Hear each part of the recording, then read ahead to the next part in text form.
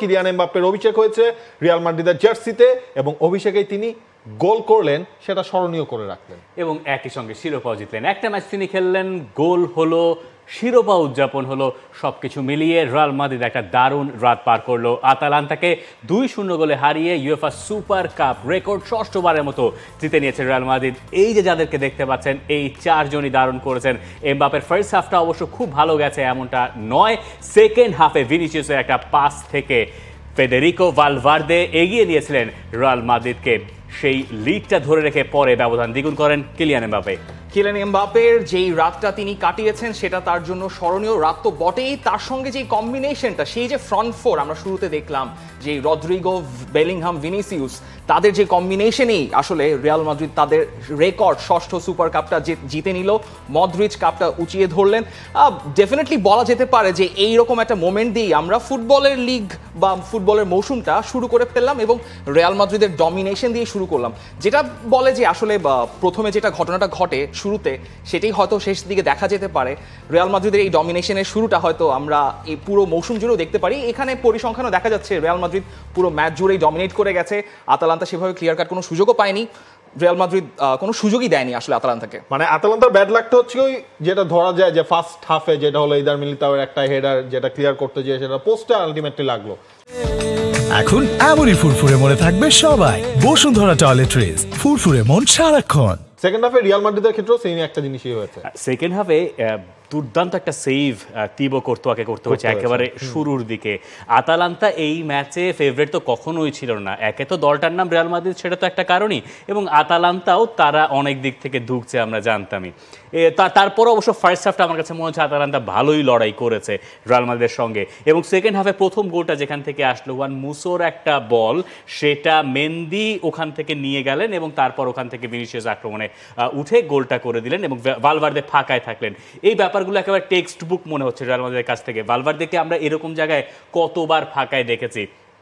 Kylian Mbappe যদি first ম্যাচে গোল না করতেন তাতে কারো কিছু যায় আসতো না, কিন্তু ফার্স্ট ম্যাচে এই গোলটা করে তিনি এই ব্যাপারটা বোধহয় আরো বেশি প্রমাণ করলেন বা ব্যাপারটাকে আরো প্রমাণের দিকে নিয়ে গেলেন যে এই রিয়াল মাদ্রিদকে এবার আটকানো বেজায় মুশকিল হয়ে যাবে। মানে যেই জিনিসটা সবার আগ্রহ ছিল যে ভিনিসিয়াস, রদ্রিগো এবং একই সাথে কিলিয়ান এমবাপ্পে, জুড বেলিংহামের পজিশন আসলে কোনটা হবে, তিনি স্টার্ট করবেন নাকি করবেন না। গতকালকে ম্যাচে আমরা দেখলাম 4 জনই স্টার্ট করলেন। ইনফ্যাক্ট ম্যাচের সাম মোমেন্টসে এমন হলো অনেকটা 4-4-2-তেও আসলে রিয়াল মাদ্রিদ শিফট করলো, একদিকে রদ্রিগো, একদিকে বেলিংহাম, সামনে ভিনিসিয়াস এবং হচ্ছে কিলিয়ান এমবাপ্পে। তাদের যে ফ্রন্ট ফোরের কম্বিনেশন, এটা ডেফিনেটলি এই ম্যাচের একটা বড় অ্যাট্রাকশন ছিল। একটা জিনিস আমার কাছে চোখে লেগেছে, সেটা হচ্ছে অনেকেও বলছেন এবং সেটা টুইটারেও ওই সময় ট্রেন্ডিং ছিল, যে টনি ক্রোসের অ্যাবসেন্সটা বোধহয় প্রথম অর্ধে রিয়াল মাদ্রিদের ক্ষেত্রে ভালো মতোই বোঝা গেছে, কিন্তু পরবর্তীতে বেলিংহামকে অনেক বেশি ইন্ডাস্ট্রিয়াসলি তাকে মাঠে চ্যানেল করতে হয়েছে। তিনি ওঠানামা করছিলেন যখন ভালভার্দের সামনে যাচ্ছিলেন।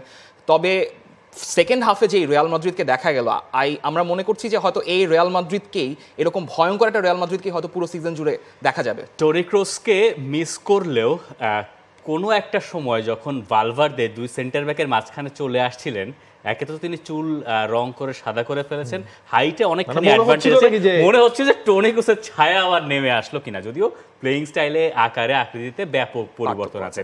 তবে যে ব্যাপারগুলোর দিকে লক্ষ্য করার কথা ছিল যে ফ্রন্ট লাইনটা কেমন হয় রিয়াল মাদ্রিদ, আমরা যেমনটা এক্সপেক্ট করেছিলাম যে ভিনিসিয়াস একটা সাইড থেকে শুরু করেছেন, লেফট উইং থেকে, মাঝে কিলিয়ান এমবাপ্পে স্টার্ট করেছেন, যেমনটা আমরা প্রত্যাশা করেছিলাম। তার মানে রিয়াল মাদ্রিদের এই ফরম্যাটটা থাকছে, এটা আমরা বোধহয় ধরে নিতে পারি এবং অপ্রতিরোধ্য হয়ে যেতে পারে এই রিয়াল মাদ্রিদ। তার মানে অপ্রতিরোধ্য হওয়ার জন্য যেটা করতে হবে, কিলিয়ান এমবাপ্পেকে প্রচুর গোল করতে হবে, সেই আভাসটা আসলে তিনি দিয়ে রেখেছেন প্রথম ম্যাচেই। আমার জন্য স্মরণীয় একটা রাত। এই জার্সি, এই ব্যাচ ও মাদ্রিদের সমর্থকদের জন্য খেলা, অনেক দিন ধরে এই মুহূর্তটার জন্য অপেক্ষা করেছি। ইনফ্যাক্ট সেখানে আরো কিছু প্রশ্ন ছিল যে আপনি কতটা গোল করবেন, গোলের হাফ সেঞ্চুরি বা কোন জায়গায় যাবেন। তিনি বলেছেন যদি ডায়াল করে যেই নাম্বার উঠবে, যদি 50 হয় তাহলে 50টা গোলই করবো। চেলসি স্কোয়াড নাম্বারের চেয়ে বেশি গোল তিনি হয়তো করতে পারবেন, আই থিঙ্ক, অ্যাট লিস্ট। হ্যাঁ, সেটা মনেই হচ্ছে। তবে এমবাপের জন্য আমার কাছে, যখন এমবাপেকে আমি রিয়াল মাদ্রিদের জার্সি পরে খেলতে দেখছি, আমার কাছে মনে হয়েছে যে এটাই ঠিক, মানে রিয়াল মাদ্রিদেই এমবাপে বিলং করেন, শুধুমাত্র কাল বিলম্বটা হয়েছে যেই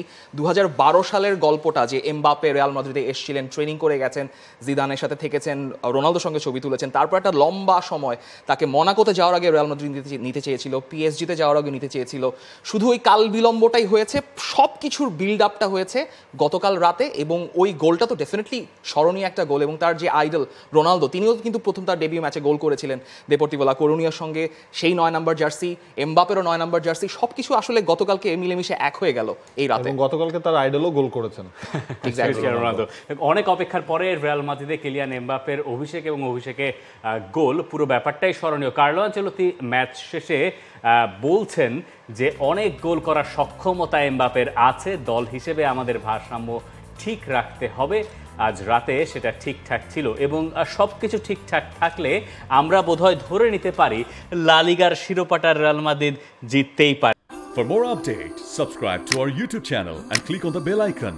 Follow us on Facebook and Instagram. Download T-Sports app to enjoy exciting games and highlights. Visit tsports.com.